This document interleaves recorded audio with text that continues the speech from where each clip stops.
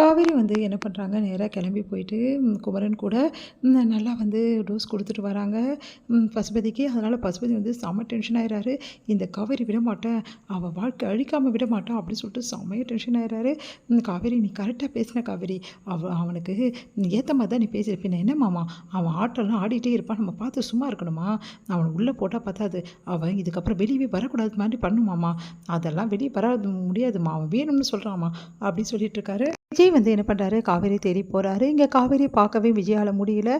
வீட்டில் போயிட்டு எப்படியாவது விசாரிக்கலாம், காவேரி இருக்காளா அப்படின்னு சொல்லிட்டு மாமிக்கிட்ட எல்லாக்கிட்ட விசாரிக்கிறாரு. ஆனால் காவேரி இல்லை அப்படின்னு நம்ம சொல்கிறாங்க. கடைக்கு போயும் பார்க்குறாரு, அங்கேயும் காவேரி இல்லை.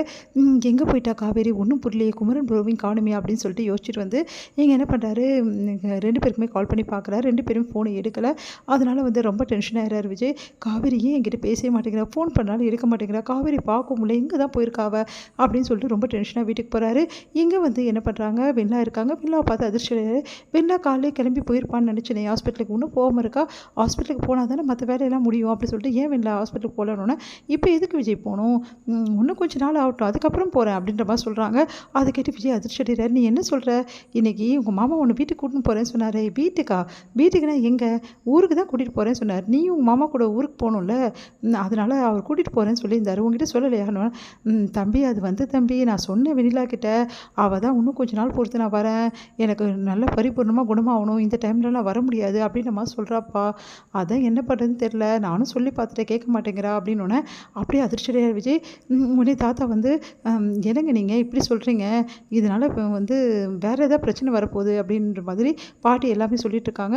அதெல்லாம் கேட்டு விஜய் வந்து என்ன பண்ணுறதுன்னு தெரியாமல் தவிக்கிறார். தப்பாக நினச்சிக்காத, ஏன்னா ஏற்கனவே நிறைய பிரச்சனைகள் வந்து ஃபேஸ் பண்ணிட்டேன் நான், இதுக்கப்புறமும் தேவையில்லாத பிரச்சனைகள்லாம் எதுக்கு, நீ உங்கள் மாமா கூட போகிறது தான் வெண்ணிலா கரெக்டு அப்படின்னு நம்ம சொல்ல. ஏன் விஜய் என்னை துரத்த பார்க்குறியா, அப்போது நான் குணமாகி கூட போகக்கூடாது அங்கேருந்து, நான் இப்போ உடனே போய் ஆகணும்னு என்னை துரத்துறியா அப்படின்னு நம்ம சொல்கிறாங்க. அதுக்காக இல்லை வெண்ணிலா, சிச்சுவேஷன் புரிஞ்சுக்கோ, நீ இங்கே இருக்கிறதால காவேரி வந்து இங்கே வரமாட்டால அப்படின்னு. அப்போது காவேரி இங்கே வரதால நான் இங்கே இருக்கக்கூடாதுன்ற அப்படி தானே அப்படின்னு நம்ம சொல்கிறாங்க. அதெல்லாம் இல்லை வெண்ணிலா, இங்கே பாருமா, சும்மா பேசிகிட்டே இருக்காத, நீ இங்கேருந்து போனாதான் விஜய்க்கு பிரச்சனை இல்லாமல் இருக்கும், ஏற்கனவே நடந்த பிரச்சனைலாம் பத்தாதா, உன்னை ஏம்மா பிரச்சனை பண்ணிகிட்டே இருக்க, அவன் தான் சொல்கிறான்ல அப்படின்னு அப்படியே மயக்கடிச்சு விழுந்துடுறாங்க.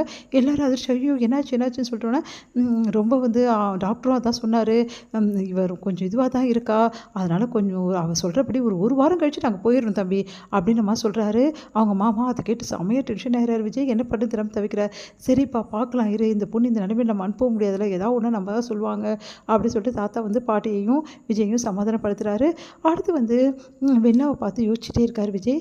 இவன் வந்து நடந்துக்கிற விஷயங்களுக்கு எல்லாமே டிஃப்ரெண்ட்டாக இருக்குது, அப்போது இவன் இங்கேருந்து போகிற ஐடியாவே இல்லையா, எதனால் போக மாட்டேங்கிறா, ஒன்றும் புரியலையே அப்படின்னு சொல்லிட்டு யோசிச்சுட்டே இருக்காங்க. இங்கே வந்து வெண்ணாக்கு வந்து ஃபோன் வருது.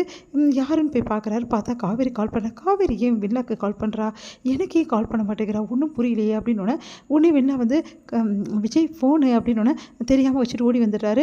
உடனே வந்து ஃபோன் அங்கே தான் இருக்குது வெண்ணிலா, அடிச்சுட்டு இருந்தது எடுத்தேன், வேறு ஒன்றும் இல்லை அப்படி சொல்லிட்டு வச்சுட்டு வந்துட்டப்பார் அப்படின்றாரு. அதை கேட்டுட்டு ஐயோ காவேரி கால் பண்ணுறாரு, விஜய் பார்த்துருப்பாடா, சரி ஓகே பார்த்தாலும் தப்பாக நினச்சிக்க வாய்ப்பு இல்லை, சரி பார்த்துக்கலாம் அப்படின்னு. இப்போ காவேரி கிட்டே பேசினா கண்டிப்பாக விஜய் கண்டுபிடிச்சிடுவான், அதனால் அப்புறம் பேசுவோம் அப்படின்னு சொல்லிட்டு என்ன பண்ணுறாங்க, தெரியாமல் அப்படியே படுத்துக்கிறாங்க. இங்கே வந்து விஜய் அதிர்ச்சி அடைகிறாரு. வெண்ணிலாக்கும் காவேரிக்கும் இடையில ஏதோ நடந்திருக்கு, அவங்க 2 பேரும் பேசிக்கிறது பழகிறது எல்லாமே சந்தேகமாக இருக்குது, அதனால் வெண்ணிலா தான் இந்த விஷயத்தில் ஏதோ விளையாடிருக்கா. என்ன விளையாடிருப்பா, அப்போ காவேரி கிட்டே என்ன சொல்லியிருப்பா, காவேரி ஏன் என்னை வந்து ஒதுங்கி போகிறா என்கிட்ட இருந்து, இதுக்கெல்லாம் காரணம் வெண்ணிலா தானா அப்படின்னு சொல்லிட்டு யோசிச்சுட்ருக்காங்க. இதை விடவே கூடாது, கண்டிப்பாக கண்டுபிடிச்சே ஆகணும்.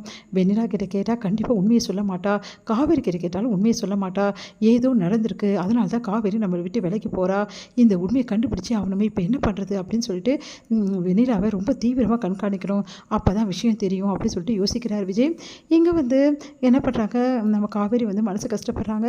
எப்படியும் விஜய் என்னை தேடி வராரு, அதனால் இங்கேருந்து கிளம்பிடணும், கிளம்புனா தான் விஜய் நம்மளை தேடி வரமாட்டார் அப்படின்னு சொல்லிட்டு காவேரி வந்து ஊருக்கு போகிறதுக்காக கிளம்புறாங்க.